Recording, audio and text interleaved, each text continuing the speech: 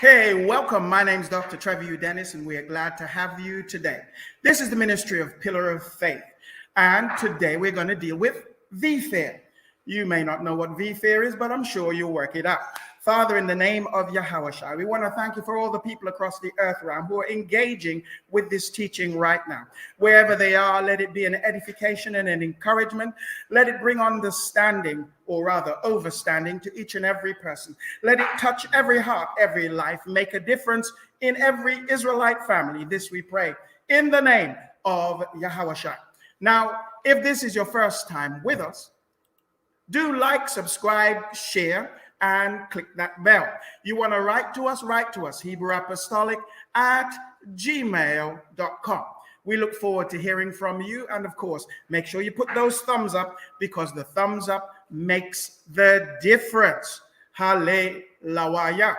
Now, let's begin. We're not going to waste any time today. We're going to go straight into our teaching. And the teaching is how to deal with V-Fear. You say, what in the world is V-Fear? Well, let me say that when we're dealing with V-Fear, we are dealing with the issues of the current day. How do we deal with that? Well, my first thing is a disclaimer. The disclaimer is that the following information I will share today does not in any way constitute legal advice, but is for the purpose of education and entertainment only. So listener beware, like they say, buyer beware, listener beware. First and foremost, Yahushua, that's Jesus for those of you who don't know him, goes around, and everywhere he goes, he says, fear not, fear not. Is that right? Fear not, fear not, all the time. So you ought not to be afraid. The current world system is set up to make people afraid, and through fear, control you. Victims are subject to victors. Debtors, or those who owe something, are subject to the lender, the Bible says. Slaves are subject to masters. The ignorant are subject to the learned. Ignorance of the law is no excuse. And of course, there are principles that cannot be neglected. Don't be afraid and don't be ignorant. That's what I'm really saying. Let's move on. There are two systems of law at work all at the same time. There's the law of the sea, and then there's the law of the land.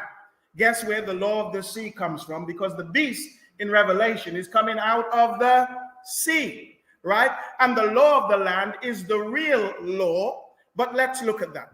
One is unlawful, the other one is lawful. One is public, the other one is private or pertaining to you. One is statutory, meaning that they have made up statutes, rules, judgments, etc., and they made it up as they went along. But the other one is common, all people have it, and is equitable. One is fictitious and is based on corporations. The other one is real and for real men and women. See, when the Bible was written, it was written for real men and women.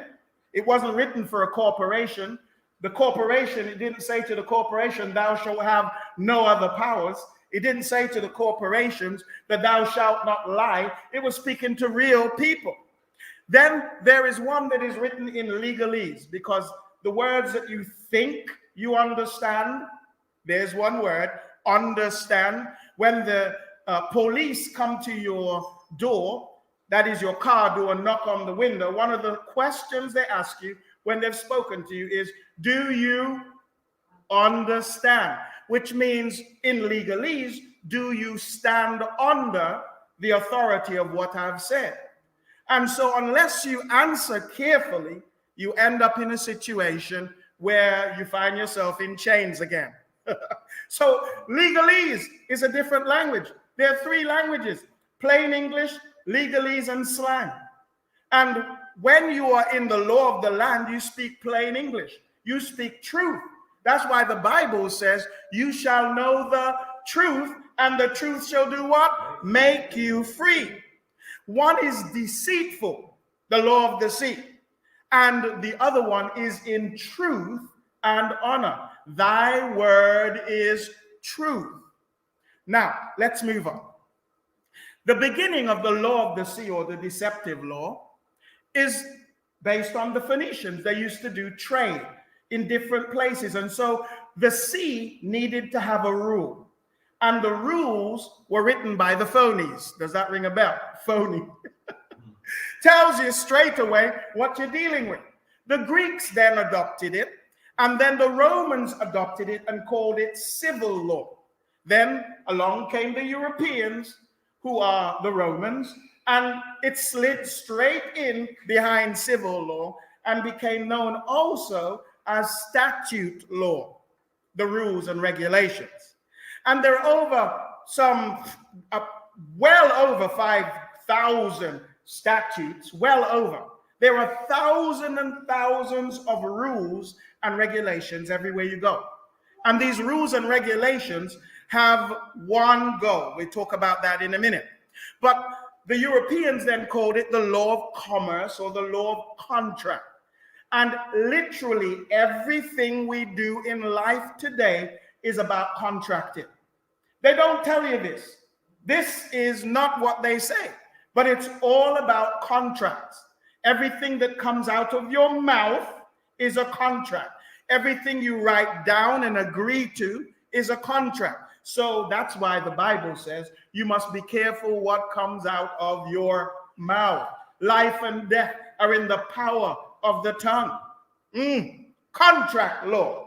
That's the most important thing. It doesn't matter what it is. It's all about contract. And I will show you. The core of its imposition. In 1302, one of the popes, I failed to remember his name at this time, wrote, you can always look it up because 1302 Unum Sanctum was given by one of the popes. And in this he says that he owns all land, all people, and all souls. Revelations chapter 18 verse 13 talks about the beast or the corrupt system that says it owns all souls. Then in 1666, from the Black history teachings we've been doing, this is a step forward. You get Sestuke there. Now, what in the world is French doing in an English act? Well, what happened was that when the fire of London and the Great Plague had taken place all at the same time, this was their secret act written in French by the British in the Houses of Commons to cover taking away everything from everyone and making everyone a slave.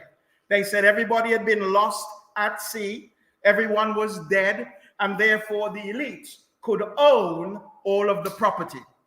And from that time till this, you may own the house on the land, but you don't own the land or what is under the land.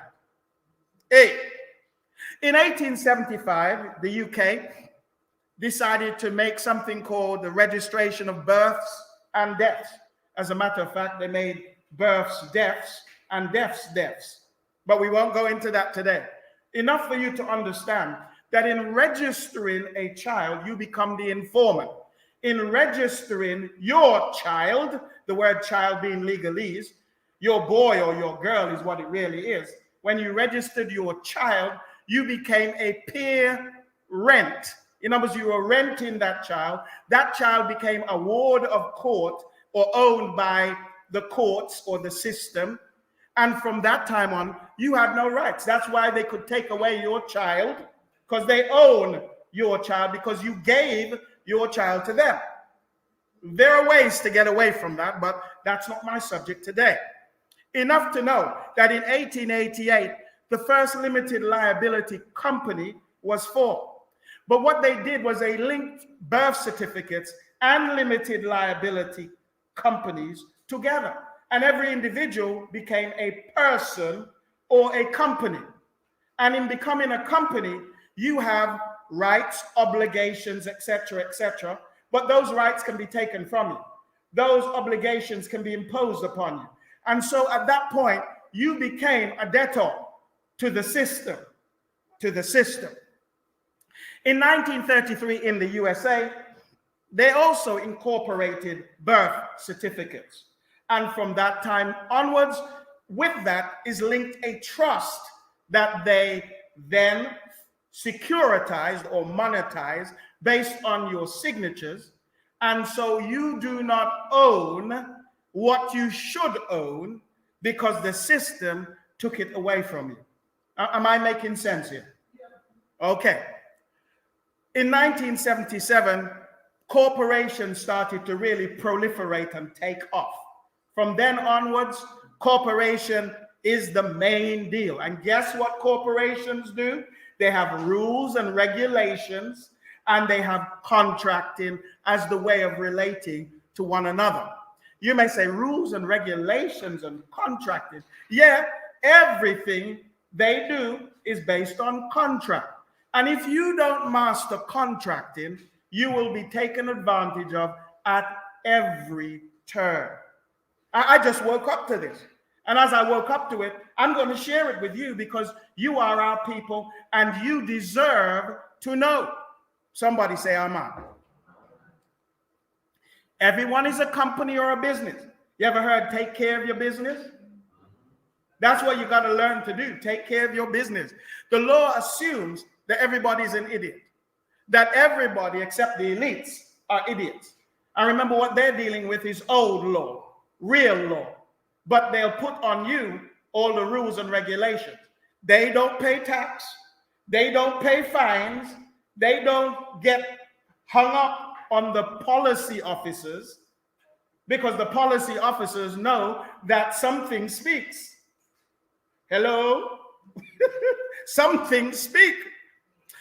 The mechanism they use is these rules and regulations and codes and diktats. And now you will notice that certain governments are beginning to behave the same way. They're beginning to, and the workplaces are beginning to behave the same. Am I right or am I right? They have one goal, all of them, to make profit out of you by issuing fines, changing the rules and making you work harder as a slave and extracting every little bit out of you. And also, they have a secondary aim, to control you. They want you to behave in certain ways. Let's take the used to be that you could drive at 30 miles an hour. Remember that, Elder? But now, most places, they bring you down to 20 miles an hour. And they fine you if you go over that by a couple of miles an hour. 1 mile, 2 miles an hour, they fine you. Why? Profit. So if not enough people are being caught in a trap one way, they'll adjust the trap so that you remember when you used to get your unions and they were strong and could help you? Well, they made sure that they got rid of that so that you don't get the help that you could get or should get inside of their rules. I used to be one of them. But they want a transfer of wealth as well as to control you. The transfer of wealth must take place from them to you. How is it that the rich have gotten richer when nobody was really working? Transfer of wealth. When you pay your taxes, they claim the taxes you pay. Because they don't have to pay taxes based on the fact that they have expenses and they have this and they have that and the other. And then next thing you know, the system is paying them, whereas you are paying the system. Do you call that fair? I don't. There are laws that are entered into by agreement, both consciously and unconsciously. So you got to become really conscious. Otherwise, you end up doing joinder, which means that you have effectively made a contract, even though you didn't understand it, even though you didn't recognize it, even though it didn't enter into your mind that this was a contracting time. It's called joinder. That's the legal term. Joinder. Now, everything in life is based on offer and acceptance. Honey, will you marry me? Offer. Yes! Acceptance. The contract, however, in these people's world is both by consent or assent. Now, we can talk about that later, but let me just explain. Consent is when you said, yes! Assent is when you kept quiet. So is keeping quiet a good thing? No. It is not. Never, ever keep quiet. I'll show you how you should be in a moment. There are 4 doors in which contracting happens. Door number 1, full agreement. Yes. Door number 2, we'll come back to conditional agreement. Door number 3, assent. So we've had full consent, partial consent. Now we have silence, which is assent. So silence is not golden. Silence is stupidity when it comes to contracting. Number 4, which is where y'all Israelites get caught out. It's called belligerence, argumentative behavior, or outright refusal. So us Israelites, we like to say, "Me nah do 'em." No, not me. And then we get, you heard them on the streets. I'm sure it's not you. You don't get like that, do you? No. You don't get worried and say, "I'm not doing it." You don't tell your employers that, do you? You don't tell the police that. You don't tell other people that, do you? "I'm not doing it." Well, if you do, from this day forward, tap 'em. Tap 'em. No more of that. Belligerence is your enemy. Yahushua teaches you over and over again that you should make peace with your adversary what? Quickly, as quickly as possible. Establish peace. Make your treaty. Don't fight.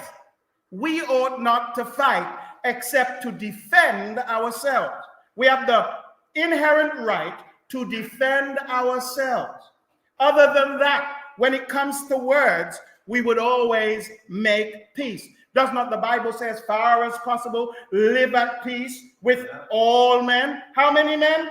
All. Does that mean belligerent men? Yes. Does that mean argumentative men? Yes. Does that mean people who want to kill you or hurt you? Yes. As far as possible. It also says that the soft word breaketh the bone. In other words, speaking softly or speaking in peace does and has more effect and impact than getting angry. But our people, we can easily fly up. And I mean, some of y'all have hot blood in you. I don't know if anybody here will wave a hand and say, "I'm a bit hot-blooded," you know. All right. Some people even put up 2 hands. But it also says, a soft word turneth away wrath. In other words, if you speak with the right words and the right tone, you can turn away angry people from their intent to hurt you. But here is one. Thy gentleness, says David, hath made me great. In other words, being gentle will transform you from being mediocre to being great. Anybody want to be great? But here's the problem. The problem is that we are ignorant of the law, even in the current crisis, and we think that everything that certain people say is lawful. There is a difference between legal and lawful. Legal is when certain people make a rule. Lawful is when it's right. So there's a difference between a rule and a right rule. Does that make sense? So just because somebody says something doesn't make it right. Hey, and so you've got to learn to do your own research and weigh up the arguments that you have heard. Weigh up the points of view. And when it doesn't add up, 1 and 1 don't make 4. So you just have to note it and then act accordingly from that point on. And I hope some of you understand that 1 and 1 definitely makes 2. All right. There is therefore nothing compulsory or absolute in the law of commerce. In that world, contracts is what we live by. Contracts. Therefore, if you don't like the contract, you can do something about it. We are, according to the Bible, in this world, but we are not of this world.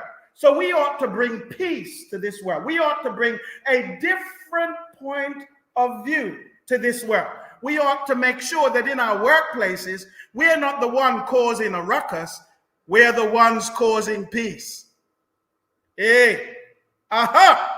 So since we're not of this world, you can expect us to behave outer worldly or like a bit of an alien. So a bit of an enigma. They don't understand us. But what we do and say is effective. We've got to learn that.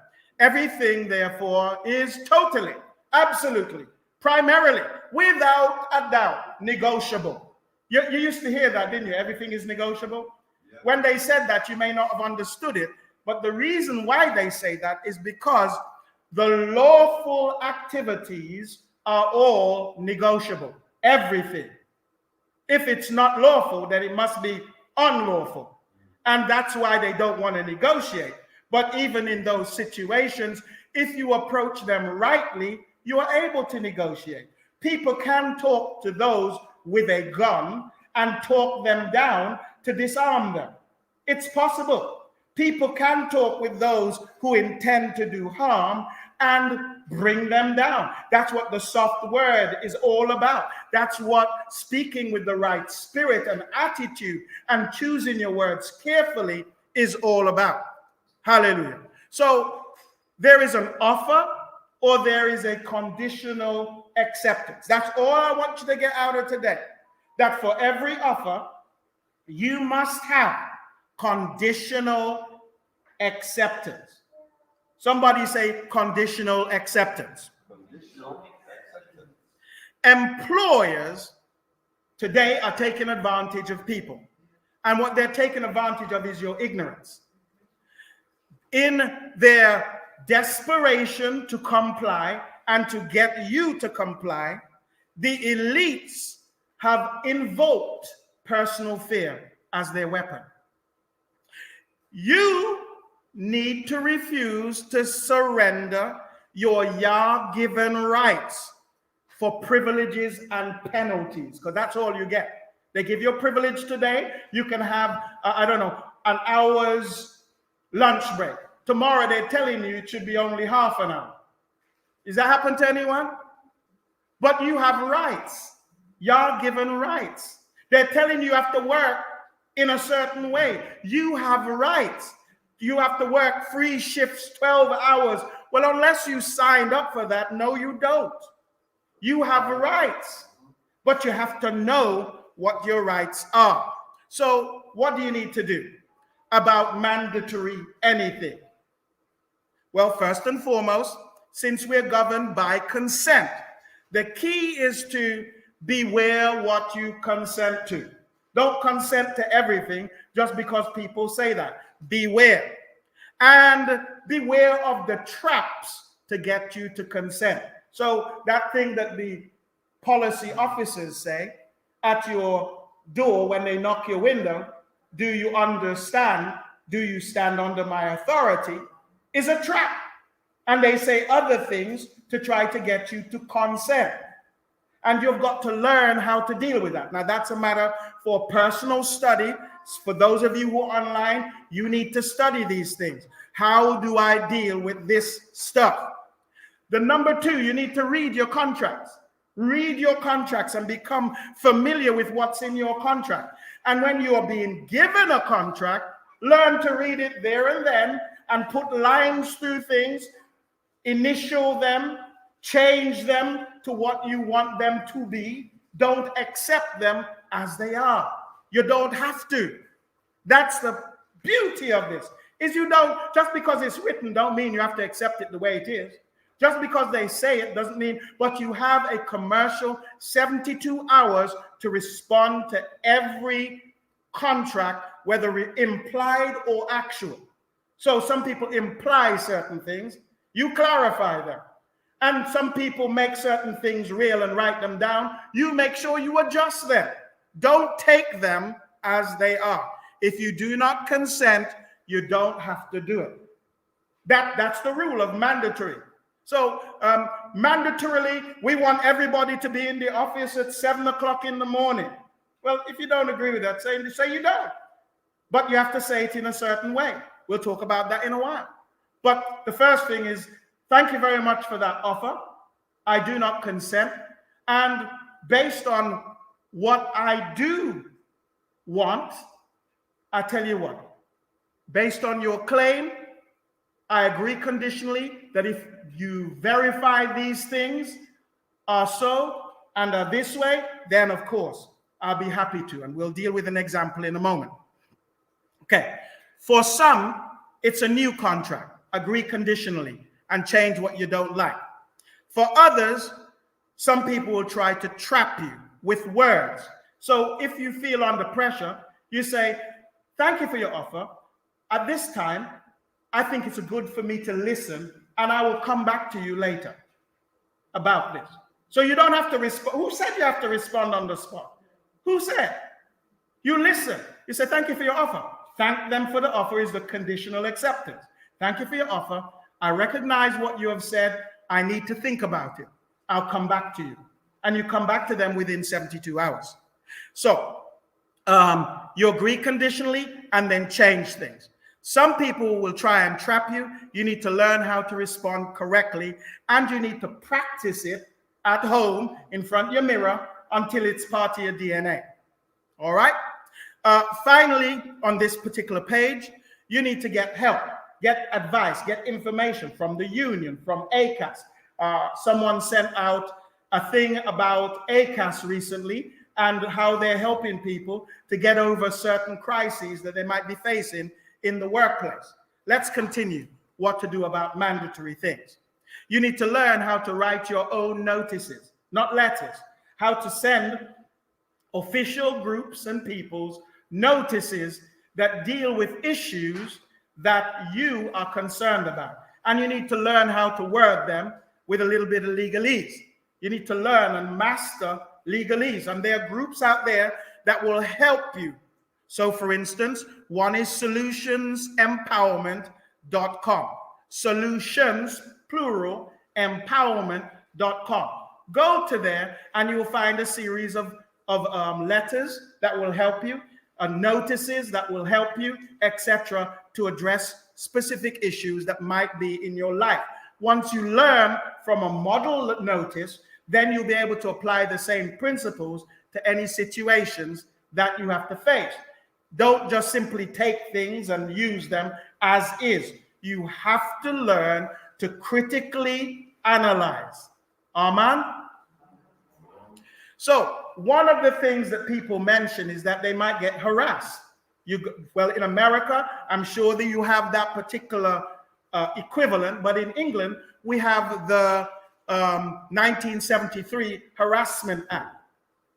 And you need to go visit it and pull it up perhaps, but you need to say to people who are maybe harassing you that, you know what, I am beginning to feel harassed, and I am invoking the 1973 Harassment Act. And so if you would like to communicate with me about these things, why don't you write to me? Write to me, and I will feel better about that.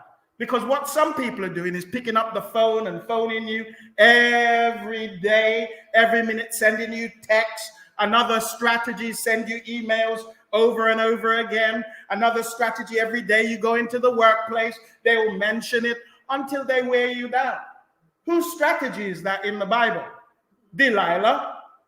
The Delilah strategy does work, and you've got to learn how to deal with it. You stop it immediately. I don't consent to you doing this. Could we do this differently? I accept that you have such and such a need, so why don't you write to me so and so and so? That way it will not be construed that it is harassment. Read the small print because it's there. It's printed. Get your copy of your contract. Make sure you get it, because different contracts contain different things. If you already signed your contract, then you need to become familiar with it, because you don't have to do work beyond your contract. If you do, it'll become your contract. Hello? Okay. So get a copy of every contract you enter into. It don't matter who makes a contract with you. And they write, can I have that in writing, please? Let them send it to you. So let's take driving there's a contract with the driving. Did you know DVLA makes a contract? You need to make sure you get, can I have a copy of that? Say, what for? For my business. I need to keep a copy for my business. And whatever it is, get a contract.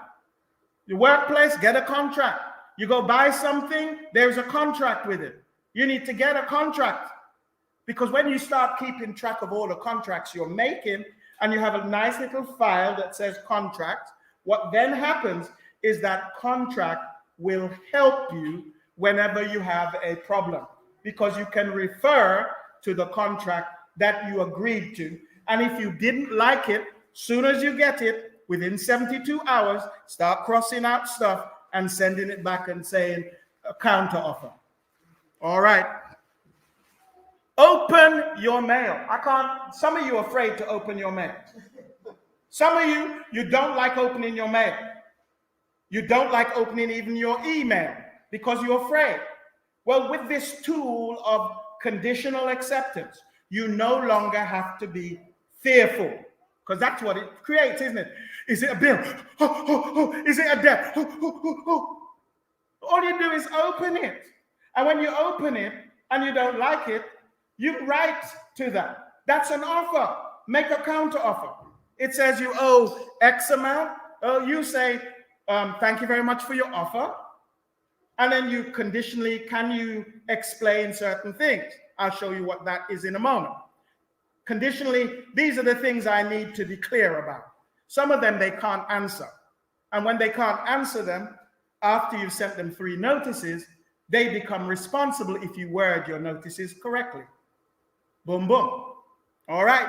I'm not telling you anything I'm not practicing, by the way. Open your mail. Don't be afraid. Counter offer every time if you don't like what you read. Does that make sense? Give me a Baptist nod if that makes sense. All right. So here is the principle. Your word is your bond. In the book of Numbers chapter 30, you will find that Father deals with a wife and says, if the wife says such and such and such, and she binds her soul by saying that, the husband has authority to cancel what she says. Check it out. It's binding your soul with your words. Now, here's what these devils have done. They have bound you with your word in the natural, and it has spiritual implications that they understand. Therefore, they want to bind you where? In the spirit.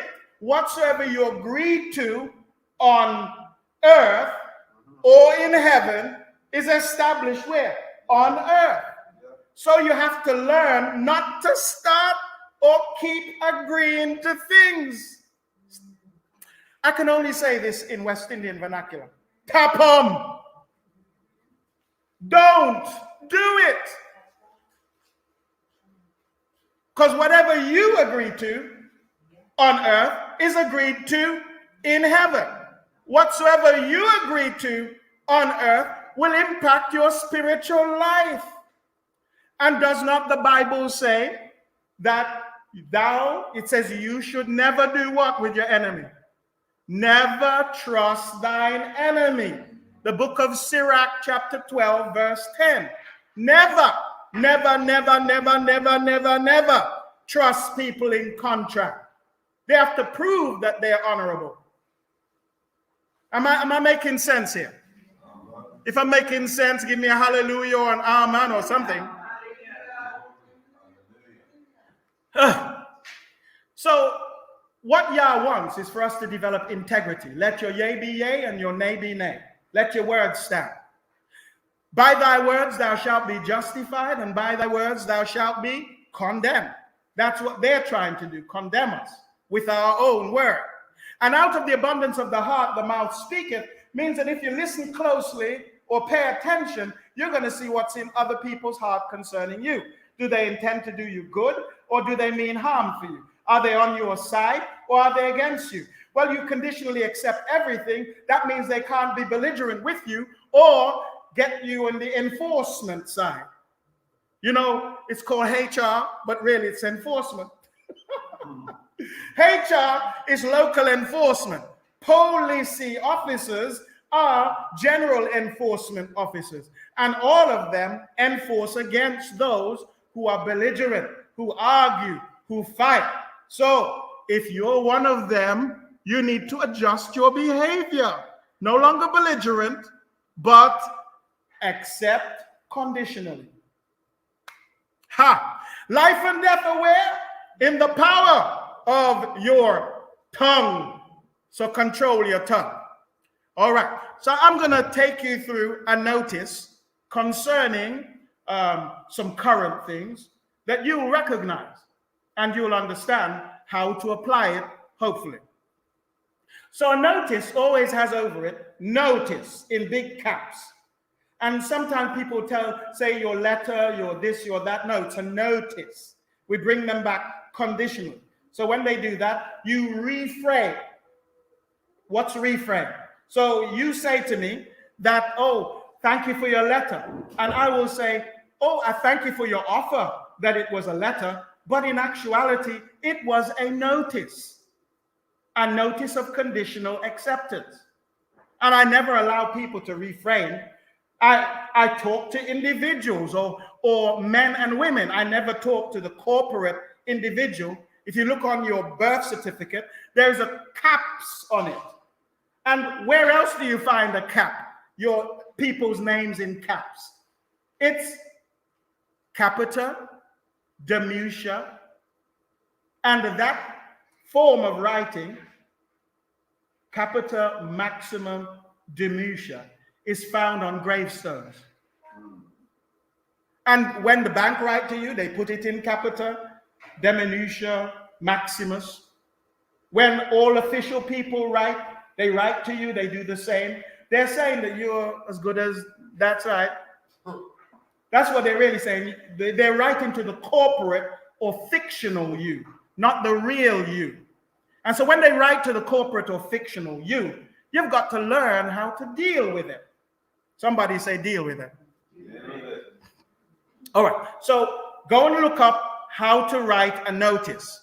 And these are the things that are currently important. You say we. Why do I write we, us, and not me, I? Because when I write, as in us, we, I write as my royal self or my estate, everything, the living me. When you write I, etc., and me, you're writing in a different thing. You write in the present tense also. And of course, you say for them, so I put my name and I go, we, us, in brackets. And when I'm writing to them, I say you, your, in brackets. And I write, let's say it was John Smith. Writing to John Smith, you, your. And so when I say you have done so and so and so in the present tense, it's John Smith. When I say we, it's me. So we do not consent to picking up sticks under any circumstances, number one. So I'm making it clear. We don't consent to it. And remember, government is by consent. Rule is by consent. Workplaces are by consent. And it should be we. And we object to this offer as an infringement of our unalienable rights. Any implied or presumed contract is immediately revoked, permanently and perpetually. If you think I'm making a contract with you, is what it's saying, I'm revoking that. Number 4, we will conditionally agree to accept a stick, whether it's a big stick or a little stick, is not important, on the basis that you first provide us with evidence on proof of claim, these are the legal words, on proof of claim that this stick is A, tested. No, people don't generally test their walking sticks, do they? They definitely haven't tested the stick that I'm holding. B, it's validated to be safe. C, that you personally, in my workplace, have got a stick like that. And number 4, and that you accept full and complete liability for all and any illness and any other harmful and damaging effects to my mind or body, including and not limited to everything else and death.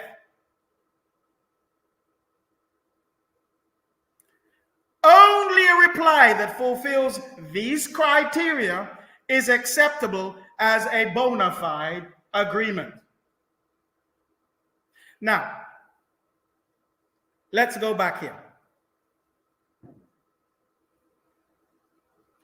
Where did I switch to conditional acceptance?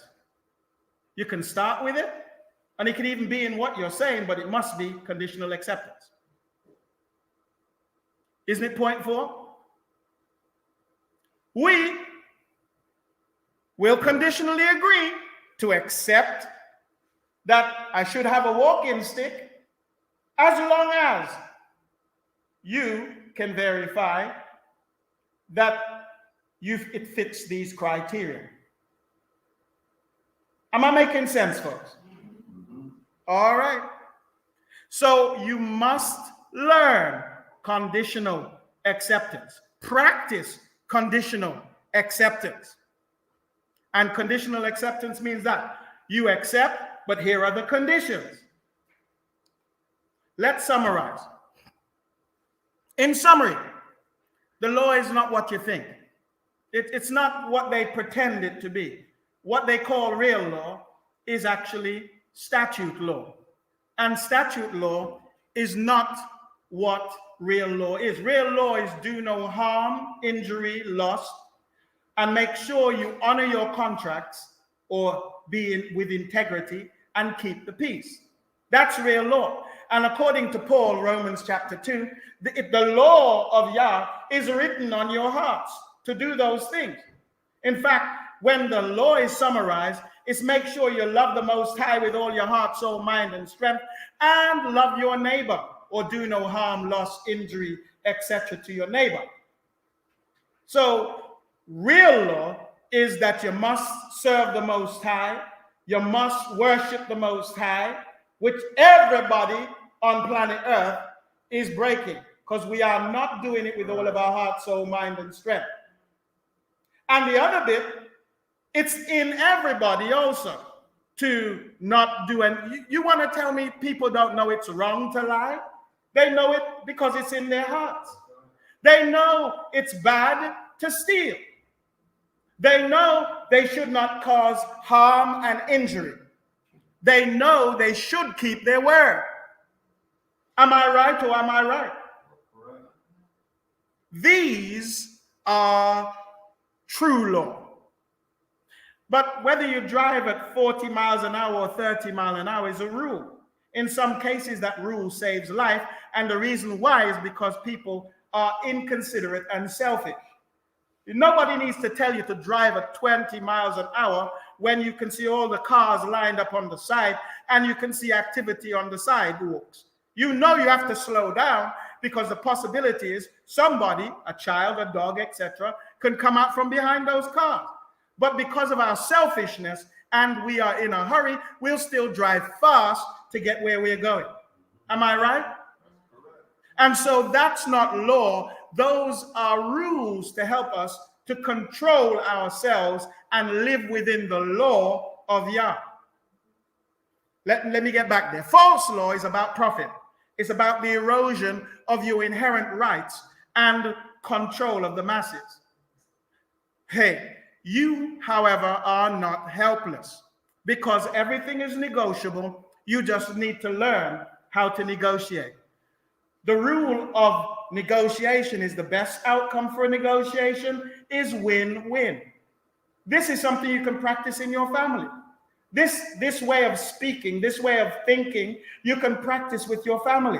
You don't have to have a degree to understand how to get win-win and how to make a conditional offer. Somebody offers you peas, you say, you know what? I would rather have mangoes. Thank you for your offer of peas. I'd rather have mangoes. How many mangoes do you think your peas are worth? Can you see? It's that simple. All right. So everything should be conditionally accepted. Say, somebody says, excuse me, Pastor, suppose somebody offers you something bad. You say, thank you for your offer. And then say, however, that I don't think that's for me. Yeah, I would rather have, and then you say what you want. Does that make sense? All right. Everything is conditionally accepted. Nothing, therefore, is mandatory. You've got to learn to respond early, respond consistently, send notices, and know why you're sending those notices, and hold your ground. Because you see, when the sea comes in against the rocks, some of them will move, but there's some that hold their ground. Those are the ones that end up standing in the middle of the sea, the ones that hold their ground, because they're rooted. You need to become rooted in the word, understand why you're doing things. That means you've got some responsibility to study and take it from there. I hope this has helped you. If you are online and you would like to ask any questions, write me, HebrewApostolic@gmail.com. Remember to like, subscribe, share, and click that bell. We certainly do appreciate you, and we thank y'all for your time that you've put into this study. Make sure you remember that it's not about what your mama said, your daddy said, your uncle said, your cousin said. You have got to know Yah for yourself and understand how to speak to bring peace. This has been the ministry of